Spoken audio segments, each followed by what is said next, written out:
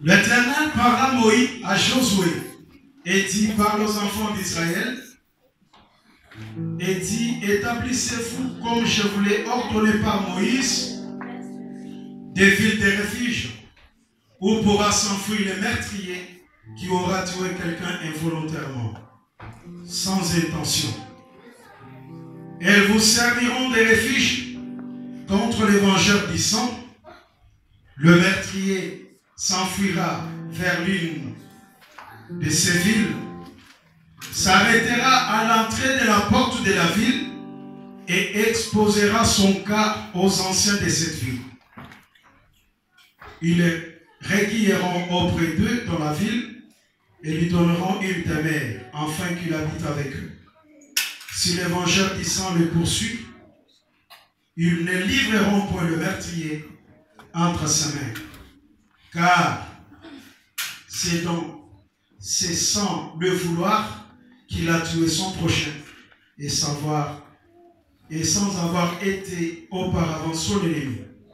Il restera dans cette ville jusqu'à ce qu'il ait comparu devant l'Assemblée pour être jugé, jusqu'à la mort du souverain sacrificateur.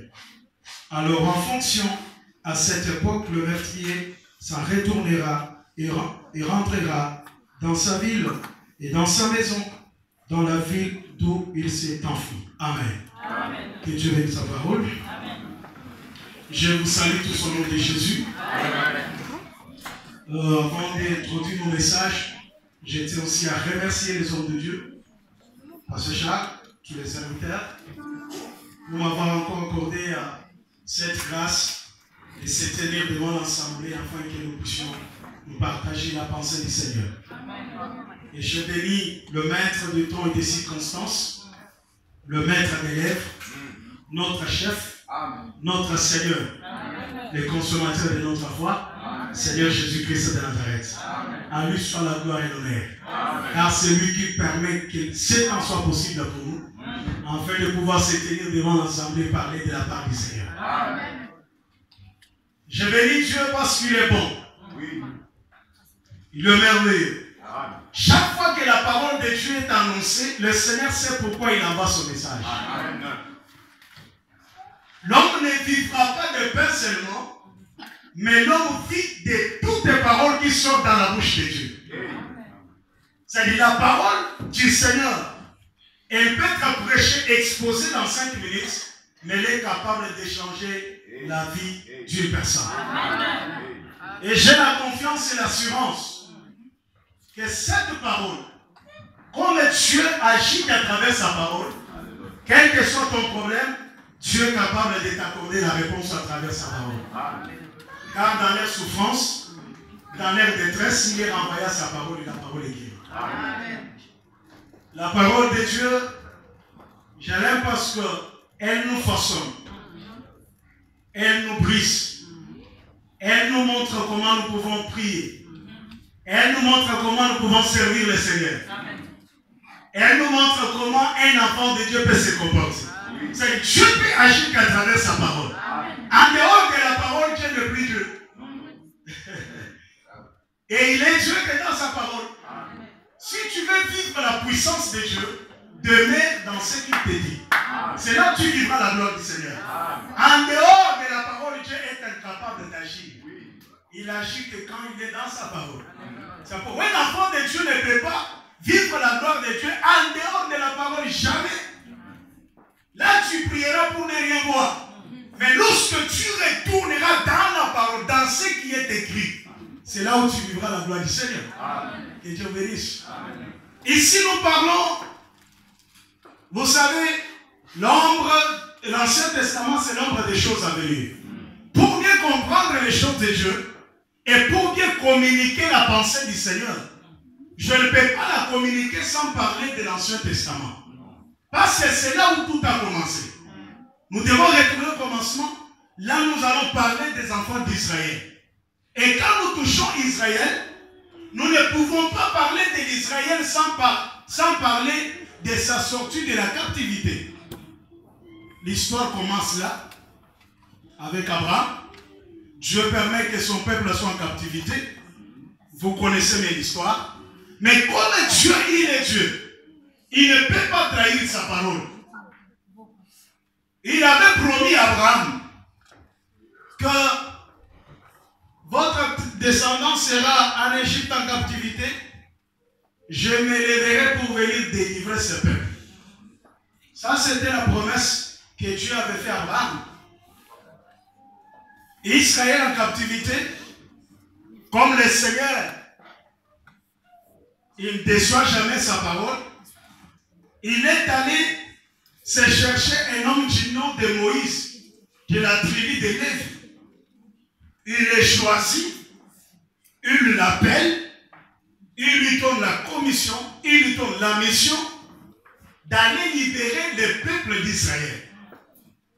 Moïse en tant que prophète, parce que quand Dieu, le Seigneur est apparu devant Moïse, il lui dit, écoute, j'ai écouté la souffrance, j'ai vu la souffrance de mon peuple, j'ai écouté les cris, et je suis descendu pour délivrer ce peuple. Mais quand nous regardons, on ne voit nulle part où Dieu est descendu. Mais il dit, je suis descendu pour délivrer mon peuple. Par quel moyen le Seigneur est descendu pour délivrer son peuple? C'est là nous comprenons, il dit à Moïse, écoute, je t'ai fait Dieu devant Pharaon. Là nous comprenons que Moïse incarnait la présence de Dieu en lui. Moïse était un représentant de Dieu devant Pharaon, même devant le peuple d'Israël. Moïse n'était pas un homme ordinaire. Non, parce que Dieu l'a appelé et le Seigneur lui a dit, je t'ai fait Dieu pour délivrer ce peuple. Ça dit, Moïse était Dieu pour les Israélites, un libérateur. En tant qu'un représentant de Dieu, le Seigneur ne pouvait rien cacher à Moïse. Il a tout communiqué à Moïse. Il lui a révélé le bon plan qu'il avait pour son peuple. C'est là où nous disons que notre Dieu à qui nous avons crié là des bons plans pour notre vie. Amen. Des projets de bonheur. Amen. Pour ton âme. Parce que quand je parle de projets de bonheur, parfois tu dis non, il veut jeter dans les matériels. Non, là d'abord c'est l'âme. Les projets que je pour vous, c'est les projets de bonheur. Et cela n'exclut pas. Si Dieu nous bénit si le Seigneur bénit mon âme, il est aussi capable de bénir ma vie matérielle, la vie matérielle que j'ai. Il est capable de le faire. Parce que si tu n'as pas la paix, tu ne peux pas bien prier. Et surtout, nous vivons dans un beau où il n'y a pas de facture. Ah, ça va vous ensemble, je ne vois rien. Le Seigneur est capable aussi de nous accorder la paix, afin que nous puissions le servir avec joie. Amen. Et Dieu vous bénisse. Amen. Moïse, Dieu ne pouvait rien cacher à Moïse son serviteur. Il a déversé tout le plan, la pensée, l'objectif, son souhait, ce qu'il devrait faire avec ce peuple. C'est pourquoi quand Israël est sorti, parce que j'ai que quelques minutes par rapport au temps, je vais un peu respecter mon temps, mais que Dieu m'aide à communiquer la pensée que je vais partager avec vous. La Bible dit que Moïse, Dieu, après avoir donné la mission, il arrive un temps, malgré tout ce qu'il y a eu, Dieu va faire retirer Moïse de la scène. Mais la mission doit continuer. On comprend que la dispensation dont Moïse a travaillé avec Dieu, ça pouvait s'arrêter quelque part. Dieu agit en tant que Dieu selon sa souveraineté. Personne ne peut s'opposer du temps de Dieu. Quand le temps de Dieu sort, personne ne peut l'empêcher d'accomplir sa volonté. Moïse, nous pouvons voir les rêves. Non, Moïse, Dieu lui avait dit. Mais prophétiquement, je comprends que Moïse était arrivé à la fin de sa mission.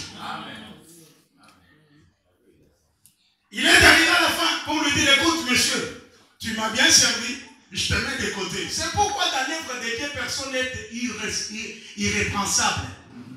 Dieu est capable de susciter qu'il le fait, au moment où il le fait, et personne ne peut l'empêcher parce que l'œuvre appartient à l'Éternel. Même si je prêche, mon réseau qui tarde, frère, dire que c'est fini, rien, là je suis en train de me mentir. Le maître d'élève suscitera même une personne négligée parmi tant d'autres personnes. Pour l'intérêt de son œuvre. Car il est Dieu. C'est Moïse, pour le peuple, Moïse était Dieu. La disparition de Moïse, les gens ont pleuré, croyaient que c'est fini. Oh! Comme la Bible dit, c'est lui qui a commencé en vous cette bonne œuvre. La rendra parfaite. Quels que soient les temps ou les circonstances, ça ne peut jamais empêcher Dieu d'accomplir sa volonté. Parce que celui qui a commencé, il achève. Le monde peut commencer pour ne pas achever, mais quand Dieu lui commence, il achève le travail. Sache bien que quand tu marches avec le Seigneur, tu dois avoir l'assurance. Oui. Vous devez avoir l'assurance. Moi, je ne crois pas après avoir reçu le Seigneur et à la fin que Dieu me dit que non, écoute, retire-toi de moi, je ne t'ai jamais connu. Non. Non, je dois quand même entrer et écouter aussi ce qui nous attend de l'autre côté. Parce que notre objectif, c'est festoyer avec le Seigneur. Les jours vont apparaître dans les airs. C'est ça même l'objectif de ma foi. C'est de vivre avec Dieu. Les jours vont apparaître au son de la trompette. C'est ça ce que nous attendons. Même l'apôtre Paul a dit, je suis vraiment pressé d'aller rester avec le Seigneur. Ça c'est bon. Nous pouvons tout avoir. Mais manquer la vie éternelle, c'est une malédiction. Je peux manquer l'argent, mais que je ne puisse pas manquer la vie éternelle. Shalom ensemble. Est-ce que vous m'entendez? Le temps est arrivé, Moïse devrait quitter l'assemblée. Là, je verrai que l'assemblée, je suis sûr et certain que je suis devant l'assemblée où les gens ont la maturité. C'est-à-dire, Moïse, la mission. Moi, je ne vois pas la mort, mais je comprends prophétiquement qu'il était arrivé à la mission. Dieu devrait le mettre de côté et prendre une autre personne pour accomplir ce que Dieu avait déjà commencé. C'est-à-dire, Moïse, Dieu l'avait déjà donné les lois. Dieu l'avait déjà donné comment Israël doit vivre en Canaan. Tout était déjà planifié. Mais il ne pouvait pas y entrer. Le projet était déjà là. La pensée du Seigneur était déjà là. Dieu avait déjà tout préparé. Dans la préparation de Dieu, Dieu a dit, écoute Moïse, lorsque les peuples vont entrer en Canaan, quand tu vas partager l'héritage, parce que je vous ai donné ce pays comme votre héritage. Alors, l'héritage doit se passer comment? Lorsque les peuples vont entrer, écoute, tu vas remettre 42 villes aux Lévites pour leur habitation. Et tu prendras 6 villes que tu vas diviser en deux, l'autre à l'Orient, l'autre à l'Occident. Ça veut dire les journées au milieu, parce que tous les 12 tribus ne sont pas entrés en Canaan. Il y a les 9 qui ont traversé, et il y a les 3 tribus qui sont restées de l'autre côté. Je pense qu'il doit être Ribin, Gad, demi-tribu de Manassé. Ils sont restés de l'autre côté. Ils ont dit, écoute, nous en tout cas, Moïse, nous en tout cas, nous on va rester ici. Parce qu'on voit que vraiment l'espace est vert pour nous. Je ne vais pas y entrer là pour expliquer parce que ça va un peu, on n'a pas assez de temps pour expliquer les gens qui ne veulent pas traverser le Jourdain. On n'a pas le temps de le dire parce qu'il y a ceux qui ont dit, écoute Moïse, or la promesse n'était pas rester de l'autre côté du Jourdain. La promesse c'était de traverser le Jourdain. C'est ça la pensée de Dieu. C'était ça le souhait de Dieu. Dieu, en libérant Israël, n'a pas dit à d'autres tribus de rester de l'autre côté du Jourdain. Mais il a dit, vous devez tous traverser. Mais quand ils ont vu, ils ont dit à Moïse, nous n'allons pas traverser. Nous, on reste. On n'a pas le temps de parler. Mais mon objectif, c'est quoi? C'est vous montrer que le Seigneur a séparé les 6 villes en deux. 3 villes de l'autre côté et 3 villes de l'autre côté. Celui qui devrait accomplir cette mission, c'était Josué. La Bible dit quoi? Que Moïse avait un serviteur depuis son jeune âge. Il servait Moïse. Il était serviteur de Dieu. Il marchait avec Moïse. C'est-à-dire Josué connaissait mieux Moïse que d'autres personnes. Il connaissait quand Moïse est fort et quand Moïse est faible. Il connaissait le caprice. Il connaissait comment Moïse se comportait parce qu'il est son serviteur depuis son jeune âge. C'est depuis les débuts, il connaissait déjà Moïse. Depuis le commencement, il connaissait qui était Moïse. Alors, la Bible dit ceci. Quand Moïse, Dieu l'a retiré de Saint, je suscite Josué. Mais il y a une chose que j'aime. Parce que Moïse, il avait, en tant que prophète, quand il a regardé Josué, Josué ne s'appelait pas Josué. Josué, son vrai nom, c'était Osée, fils de Nun. La personne qui lui a changé le nom, c'est Moïse. Moïse qui change son nom, il donne le nom de Josué. La personne qui a changé Josué, ce n'est pas son père. Ça, c'était le nom que le prophète Moïse a donné à Josué. Amen. Amen. Oh, mais ce que je dis, c'est la Bible. Tu es dans la parole déjà. Vous voulez que je vous donne les versets là où Moïse a changé le nom? Amen. Parce que la manière où les gens sont en train de me regarder, c'est comme si j'ai dit quelque chose qui n'est pas dans la parole. Ah mon Dieu. Ils sont dans le livre de Nombre chapitre 13. Le verset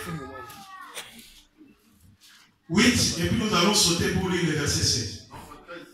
Oui, Nombre 13, 8, et vous sautez pour lire le verset 16. Qu'est-ce que la Bible dit? Pour la tribu d'Éphraïm, Osée fils de Nun. Verset 16. Tels sont les noms des hommes que Moïse envoya pour explorer le pays. Moïse donna Osée fils de Nun le nom de Josué. Amen. Là, de ce côté-là, nous sommes tous d'accord. Amen. C'est-à-dire, on a changé son nom pour lui donner. Et que veut dire Josué? Yahweh sauveur. Moïse, en tant que prophète, il avait déjà compris, écoute, moi j'ai fait ma part, mais celui qui doit sauver, c'est Josué. C'est Josué qui doit sauver les peuples. C'est Josué qui doit faire introduire ces peuples dans leur héritage. Parce que Dieu avait déjà tout préparé. La planification, le bon projet était déjà là. Le plan de Dieu pour le peuple était déjà là. Dieu avait déjà tout prévu.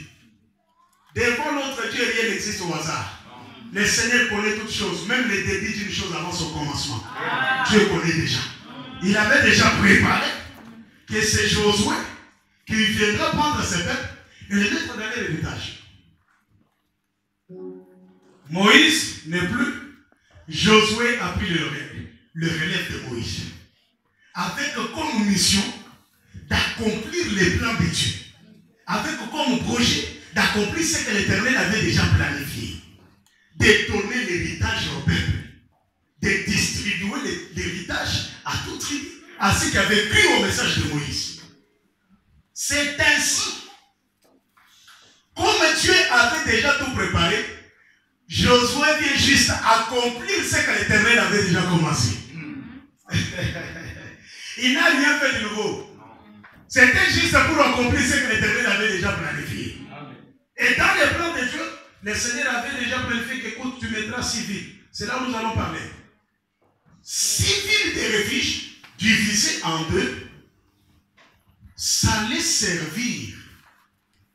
Avant de parler de 6 villes, j'aimerais dire à l'église, quand nous venons prier, c'est parce qu'il y a un héritage qui nous attend. L'héritage que Dieu nous a donné, c'est la vie éternelle. Le salut que nous avons, c'est ça notre héritage. J'aimerais que nous puissions lire. Avant que je continue un peu, Pasteur Charles, vous pouvez nous aider. Ephésiens chapitre 1, verset 11 à 14.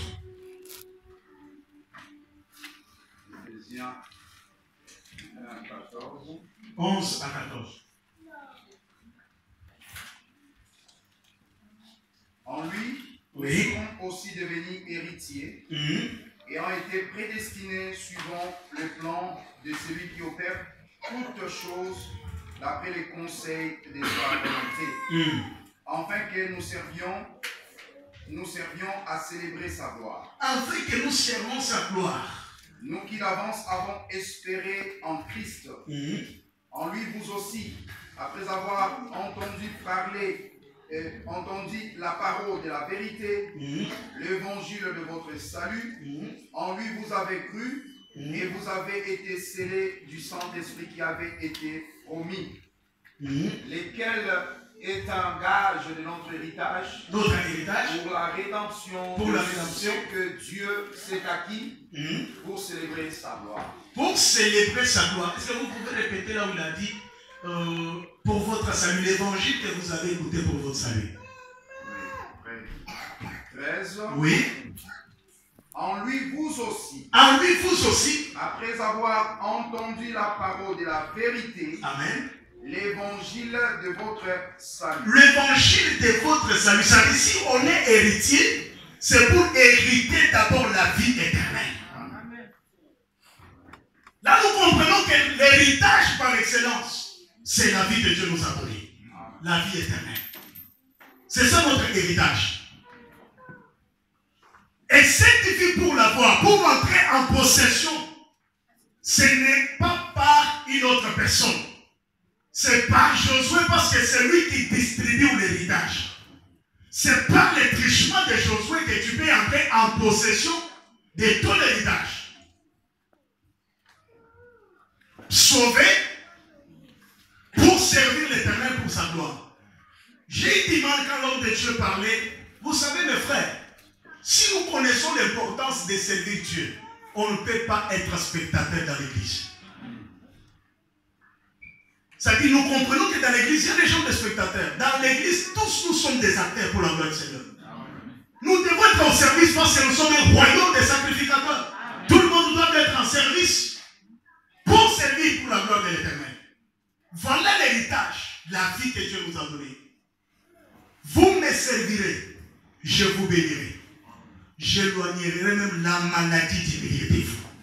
C'est la promesse qui s'attache à ceux qui servent Dieu. Amen. Être en bonne santé, ce n'est pas parce que tu vis en Europe, c'est parce que la main de Dieu est sur toi. Amen. Ce n'est pas parce que tu as l'assurance, la sécurité sociale, non. Parce qu'il y a des gens entre les bons médecins, mais vous trouvez que les médecins sont capables de guérir la personne. Amen. La bonne santé vient de l'Éternel. Car il a dit, je souhaite que vous progressiez à tous états, comme prospère l'état de vos âmes, et que vous soyez en bonne santé. C'est la parole. Est-ce que tu peux dire Amen? Amen. À cette parole, tu peux dire Amen à votre voix pour la gloire de Dieu. Parce qu'il y a des gens qui croient que, parce qu'il est bon en forme, non, on a vu à l'apôtre, Marie est bon à la micro. Non, c'est pas ça. C'est parce que Dieu nous protège. Amen. Nous devons servir parce que vous êtes sauvés. Dans cet héritage, c'est pour servir. On est sauvés pour servir. Oui, on est sauvés pour servir. Parce que quand on libère Israël, il a dit, je libère mon peuple, qu'il aille faire quoi? Mais servir. C'est le salut des choses, c'est pour servir. Servir n'est pas dit seulement de prendre un micro. Même c'est là qui place ses chaises, il est en train de servir le Seigneur. Amen. Même la personne qui torchonne cette église. D'ailleurs, il fallait qu'il y ait des gens qui peuvent même s'empresser. C'est discuter, non, c'est moi qui vais. Pourquoi? Parce que si vous connaissez qu'il y a une promesse, on ne peut jamais forcer quelqu'un à donner l'argent. On ne peut jamais forcer quelqu'un à payer les loyers. Parce qu'il sait qu'il y a une promesse qui est attachée en servant le Seigneur. C'est pourquoi Shadrach, Meshach, Abednego dans la fournaise, ils disent, oh roi, nous n'allons pas fléchir nos genoux devant votre statue. Parce que les dieux que nous servons avec persévérance nous délivrera entre tes mains. Ils avaient l'assurance que les dieux que nous servons, ils n'abandonnent jamais ses serviteurs. Ne touchez pas à mes ouins. Les ouins, ce ne sont pas seulement les pasteurs. Toute l'assemblée du Christ, ce sont les ouins de l'Éternel. Ça ne personne n'a le pouvoir de te toucher parce que tu sers Dieu.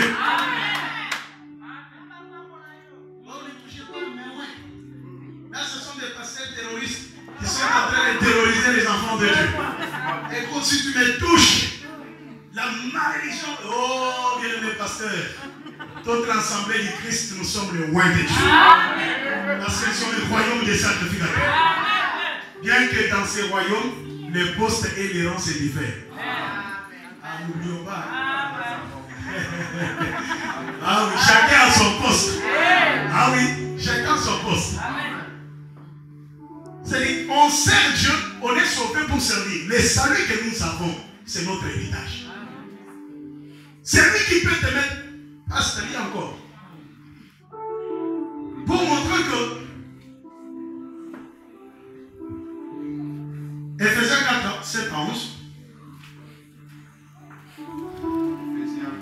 7 à 11.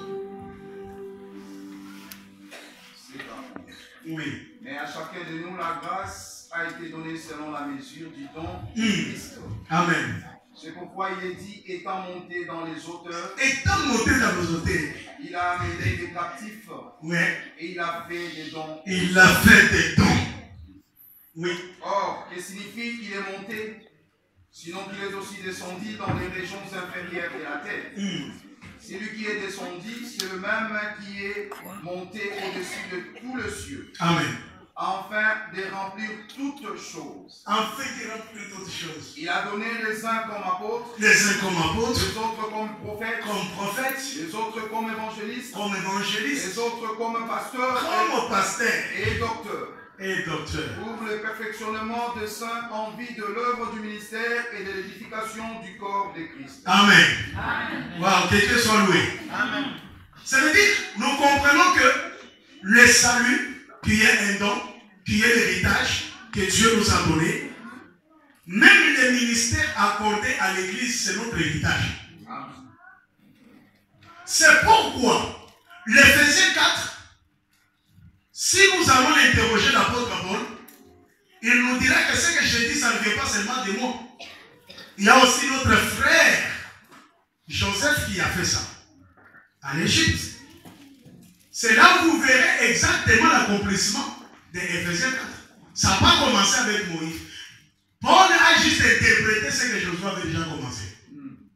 Comme ceux qui sont venus après, ils ont accompli ce que l'Éternel avait déjà commencé.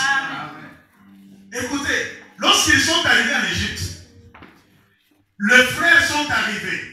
Les frères comme premier ministre élevé, en train de régner, il leur dit, écoute, lorsque Pharaon vous demandera quel est votre travail, vous direz à Pharaon que tes frères, tes serviteurs sont des bergers.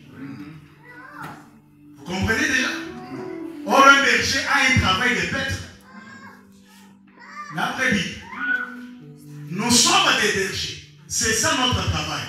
Et il n'a pas pris les 12 ou les 11. La Bible dit qu'il a choisi parmi ses frères 5 frères, dont il a présenté devant Pharaon pour lui montrer que voilà, nous là, les 5, nous sommes les bergers. Le travail est de paître les brebis. Les 5, ce n'est pas autre chose que les dons d'Éphésiens 4. C'est l'accomplissement de ce que Joseph avait déjà fait en Égypte. Les 5 frères, ce n'est pas autre chose que les 5 ministères qui est donné à l'Église. Qui ont un travail de perfectionner les sangs, de paître les brebis. Je ne serais pas content d'être un pasteur qui est là que pour te prêcher. Je vais être un pasteur qui doit accomplir un travail d'un berger accompli.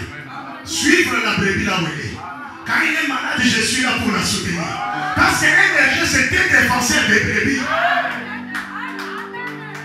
C'est ça le travail. C'est-à-dire que ce n'est pas facile d'être un pasteur. Il y a un frère, quelque part, à Lubumbashi, je pense qu'à Lubumbashi, connaît bien du classique. Les frères lui croyaient que servir Dieu c'est facile. Lui, il voulait seulement la chair. Lui, seulement. N'a dit Sangougaba.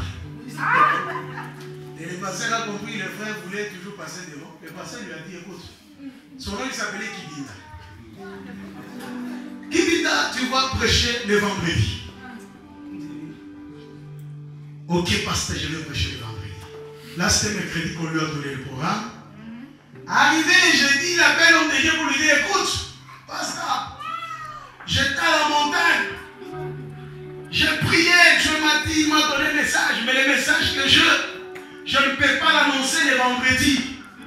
Il faut le dimanche. Parce que le dimanche, tout le monde est là. Le message est important pour toute l'assemblée. Et parce que l'homme de Dieu, comme il écoutait les yeux, il a dit, ok, pas de problème. Le dimanche, le culte qui commençait à 8 h, les frères qui vivaient déjà à 7 h, en costume, avec une grosse Bible. L'heure de la prédication est arrivée. L'homme de Dieu lui a bien présenté. Aujourd'hui, nous allons écouter la parole de Dieu par notre bien-aimé, Kibinda.